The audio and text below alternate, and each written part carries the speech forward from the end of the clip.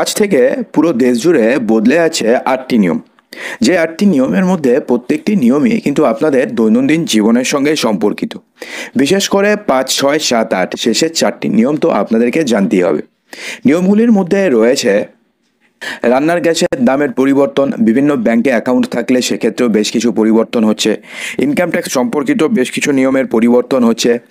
এছাড়া রয়েছে যদি আপনাদের কাছে জিওর সিম থাকে, এয়ারটেলের সিম থাকে, তো সেক্ষেত্রে তাদেরও কিন্তু এবারে রিচার্জ প্ল্যানের দাম কমতে পারে।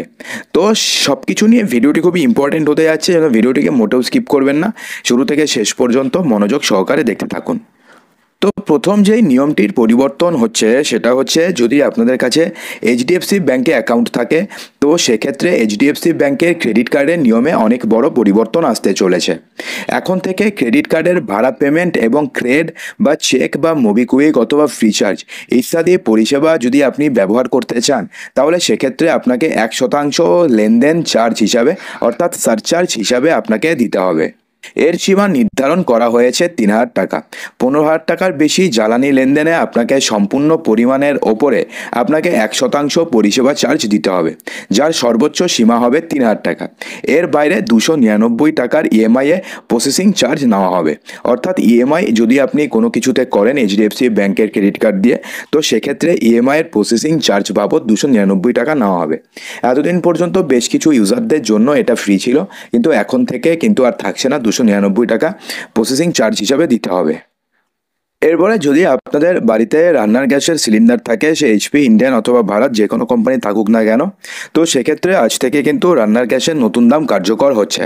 হ্যাঁ বন্ধুরা, আপনাদের জানিয়ে রাখি যে বাড়িতে ব্যবহৃত যে গ্যাস রয়েছে, অর্থাৎ ১৪.২ কেজি সিলিন্ডারের দাম অপরিবর্তিত থাকছে। অর্থাৎ সিলিন্ডার প্রতি যেটাকে আপনাকে আগের মাসে ৮২৯ টাকা দিতে হচ্ছিল, এই মাসেও সেটাই দিতে হবে।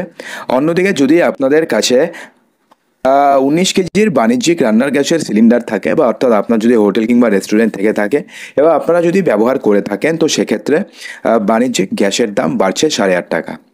অর্থাৎ কলকাতায় যে গ্যাসের সিলিন্ডারের দাম ছিল ১৭৮৪ টাকা ৫০ পয়সা, এবার সেটারই দাম বেড়ে হয়েছে ১,৭৭৩ টাকা। 1 অগাস্ট থেকেই এই বর্ধিত দাম বিক্রি হবে রান্নার গ্যাসের সিলিন্ডার। এরপরে যে আপডেটটি আসতে চলেছে সেটা হচ্ছে গুগল ম্যাপ নিয়ে। হ্যাঁ বন্ধুরা, গুগল ম্যাপ পরিষেবাগুলো 1 অগাস্ট ২০২৪ থেকে সস্তা হচ্ছে। এই নিয়ম অনুযায়ী এখন এই সুবিধা নিতে গ্রাহকদের ৭০% কম চার্জ দিতে হবে। এবং সবথেকে বড় কথা হচ্ছে, ডলারের বদলে এখন থেকে ইন্ডিয়ান রুপিতে, অর্থাৎ ইন্ডিয়ান কারেন্সিতে বিনিয়োগ করা হবে টাকা। এর ফলে গুগল ম্যাপস পরিষেবাগুলো ভারতের সাশ্রয়ী মূল্যের হয়ে উঠছে।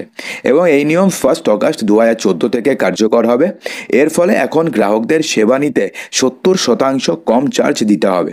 এই পরিষেবার জন্য অর্থ প্রদান এখন ডলারের পরিবর্তে ভারতীয় রুপিতে করা যাবে। অর্থাৎ এতদিন পর্যন্ত গুগল ম্যাপের বিভিন্ন পেইড পরিষেবা নিতে গেলে পরে আপনাদেরকে যে পেমেন্টটি করতে হতো সেটা ডলারে করতে হতো, এখন থেকে সেটার বদলে আপনি ইন্ডিয়ান কারেন্সিতেও পেমেন্ট করতে পারবেন। এটা গেল ১ নাম্বার। আর দ্বিতীয়তে হচ্ছে ৭০% এখন থেকে আপনাকে কম চার্জ দিতে হবে। আপনার যদি ব্যাংকে অ্যাকাউন্ট থাকে, তো সেক্ষেত্রে অগাস্ট মাসে কতদিন ব্যাংক বন্ধ থাকবে এবং বিশেষ করে কোন কোন দিন ব্যাংক বন্ধ থাকবে সেটা কিন্তু আপনাদের জানাটা দরকার।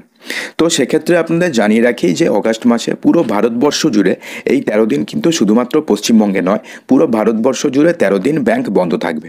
এর মধ্যে রয়েছে রাখি বন্ধন, জন্মাষ্টমী রয়েছে, স্বাধীনতা দিবসের মতন ছুটি রয়েছে। এছাড়া সব রবিবার রয়েছে এবং দ্বিতীয় এবং চতুর্থ শনিবার অন্তর্ভুক্ত রয়েছে। সাপ্তাহিক ছুটির কারণে অগাস্ট মাসে ৬ দিন ব্যাংক বন্ধ থাকবে। এছাড়া বিভিন্ন উৎসবের কারণে ৭ দিন ব্যাংক ছুটি থাকবে। ১৫ই অগাস্ট স্বাধীনতা দিবস উপলক্ষে, ১৯শে অগাস্ট রাখি বন্ধন দিবস উপলক্ষে এবং ২৬শে অগাস্ট জন্মাষ্টমী উপলক্ষে ব্যাংকগুলো বন্ধ থাকবে। তার মধ্যে আপনাদের জানিয়ে রাখি যে ১৯শে অগাস্ট রাখি বন্ধন উপলক্ষে কিন্তু পশ্চিমবঙ্গে ব্যাংক বন্ধ থাকবে না, শুধুমাত্র ২৬শে অগাস্ট জন্মাষ্টমী উপলক্ষেই বন্ধ থাকবে। এরপরে যে নিয়মটির পরিবর্তন হচ্ছে সেটা হচ্ছে ইউটিলিটি লেনদেনের ক্ষেত্রে নিয়মে বদল হচ্ছে। হ্যাঁ বন্ধুরা, ৫০,০০০ টাকার কম লেনদেনে কোনো অতিরিক্ত চার্জ এখন থেকে আপনাকে আর দিতে হবে না। ৫০,০০০ টাকার বেশি লেনদেন যদি আপনি করেন, তাহলে সেক্ষেত্রে সম্পূর্ণ পরিমাণের ওপরে, অর্থাৎ যত টাকার আপনি লেনদেন করবেন সম্পূর্ণ পরিমাণের ওপরে আপনাকে ১% চার্জ দিতে হবে। প্রতি লেনদেন ৩,০০০ টাকার মধ্যে সীমাবদ্ধ, অর্থাৎ ম্যাক্সিমাম চার্জ ৩,০০০ টাকা আপনাদের থেকে কাটা হবে।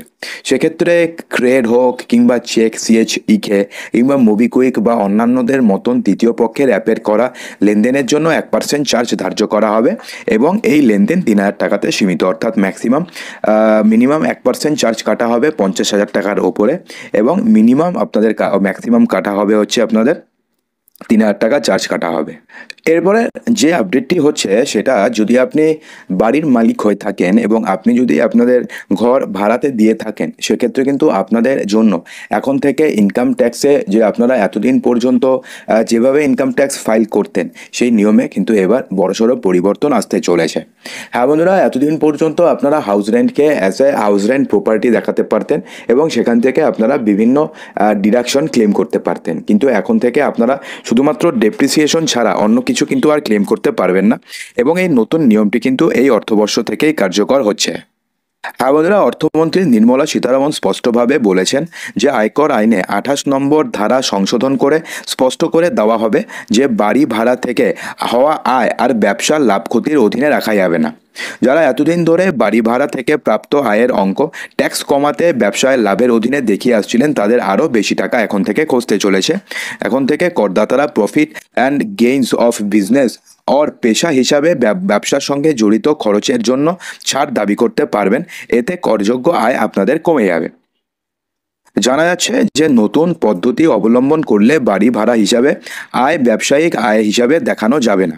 এর ফলে কি হবে? এর ফলে বাড়ির মালিক মেনটেন্যান্স খরচ, মেরামতের খরচ, ডেপ্রিসিয়েশনের ডিডাকশন দাবি করতে পারবেন।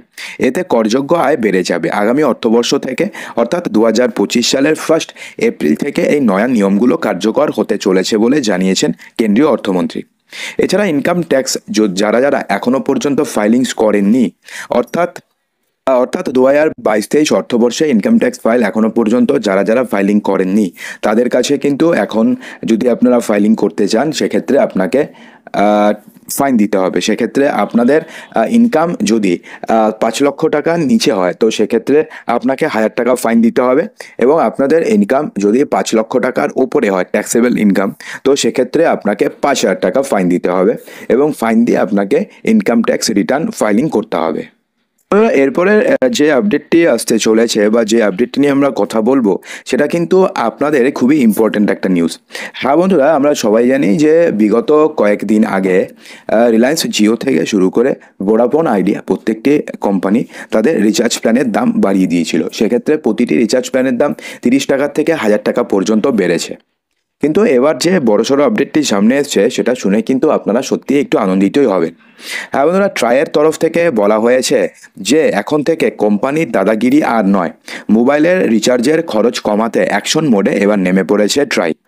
একটা সময় ছিল যখন রিচার্জ না করলেও দিব্যি চালু থাকতো নম্বর, ফোন না করা গেলেও ইনকামিং সার্ভিস চালু থাকতো, কিন্তু এখন আনলিমিটেড আর ফ্রি এর যুগে সেই সমস্ত কিছু এখন পুরোপুরিভাবে অতীত। মাসে ন্যূনতম 250 টাকা কিন্তু আপনাদেরকে খরচ করতেই হবে যদি আপনি আপনাদের মোবাইল নাম্বারটিকে চালু রাখতে চান। যেখানে আজও কোটি কোটি মানুষ রয়েছে যারা আর্থিকভাবে পিছিয়ে, তাদের পক্ষে কিন্তু এই টাকাটা অনেকটাই। তবে সম্প্রতি মোবাইল রিচার্জের খরচ কিছুটা কমানোর জন্য ট্রাই মাঠে নামতেই আশাবাদী হয়েছেন অনেকে। ইতিমধ্যে একটা প্রস্তাব নেওয়া হয়েছে, যেই প্রস্তাবের কনসালটেশনের পেপার বর্তমানে প্রকাশ্যে চলে এসেছে, যেখানে গ্রাহকরা রিচার্জের দাম বেড়ে যাওয়া নিয়ে নিজেদের মতামত জানাতে পারবেন। আগামী 16ই আগস্ট পর্যন্ত আপনারা সেখানে মতামত আপনি দিতে পারবেন। এভাবে টেলিকম কোম্পানিগুলোকে আগামী 23শে আগস্ট পর্যন্ত সময় দেওয়া হয়েছে তাদের বক্তব্য জানানোর জন্য। অর্থাৎ আপনাদের যদি ট্রাইকে কোনো প্রস্তাব দেওয়ার থাকে যে আপনাদের সমস্যা হচ্ছে, রিলায়েন্স জিও এত টাকা দাম বাড়িয়েছে, কিংবা ভোডাফোন আইডিয়া এত টাকা দাম বাড়িয়েছে, কিংবা এয়ারটেল এত টাকা দাম বাড়িয়েছে, সেক্ষেত্রে যদি আপনাদের কোনো সমস্যা হয়ে থাকে তো সেক্ষেত্রে আপনি আপনার প্রস্তাবটিকে ট্রাইকে জানাতে পারেন। তার জন্য আপনাকে 16ই আগস্ট পর্যন্ত সময় দেওয়া হয়েছে। এই 16ই আগস্টের মধ্যে আপনি জানাবেন এবং টেলিকম কোম্পানিগুলো তাদের বক্তব্য আগামী 23শে আগস্টের মধ্যে জানিয়ে দেবে। তো সেক্ষেত্রে ট্রাই যেহেতু মাঠে নেমেছে, তো সেক্ষেত্রে মনে করা হচ্ছে যে হয়তো আগামী দিনে রিচার্জ প্ল্যানের দাম কিছুটা হলেও কমতে পারে। তো বন্ধুরা, আপনারা কি সেই বক্তব্য জানাবেন নাকি জানাবেন না, অবশ্যই কিন্তু কমেন্ট বক্সে জানাতে একদম ভুলবেন। আর যদি ভিডিওটি ভালো লাগে তো ভিডিওটিকে লাইক করবেন, বন্ধুদের মাঝে প্রচুর শেয়ার করবেন এবং চ্যানেলটিকে সাবস্ক্রাইব অবশ্যই করবেন। তো দেখা হচ্ছে আমাদের আগামী ভিডিওতে আরও কিছু ইম্পর্টেন্ট নিউজ নিয়ে। ততক্ষণের জন্য ভালো থাকবেন, সুস্থ থাকবেন।